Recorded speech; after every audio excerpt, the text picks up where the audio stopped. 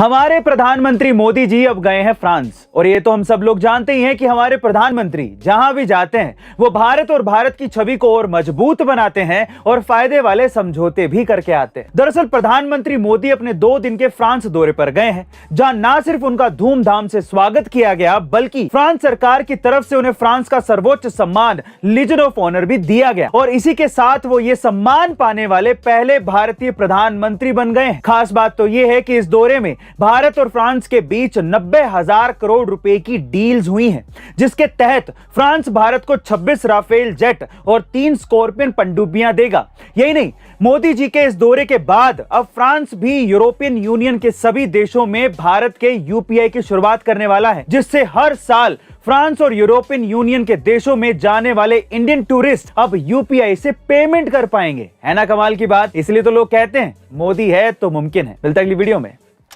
हिमाचल और उत्तराखंड में मची तबाही के बाद अब राजधानी दिल्ली में यमुना नदी के उफान की वजह से बाढ़ जैसे हालात बन गए हैं।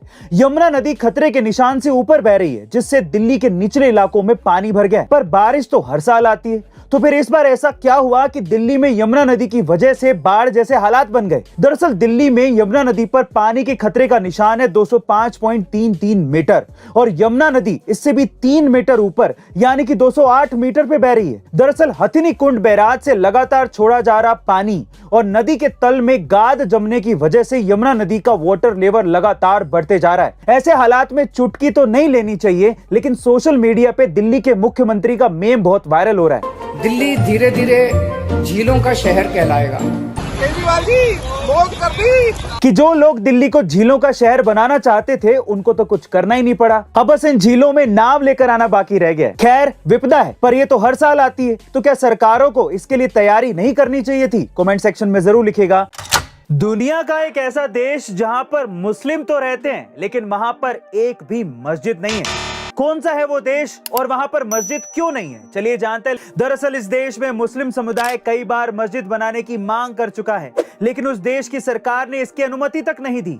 इसलिए इस देश में अभी तक एक भी मस्जिद नहीं है, और शायद इस देश में कभी मस्जिद बनेगी भी नहीं। क्यों?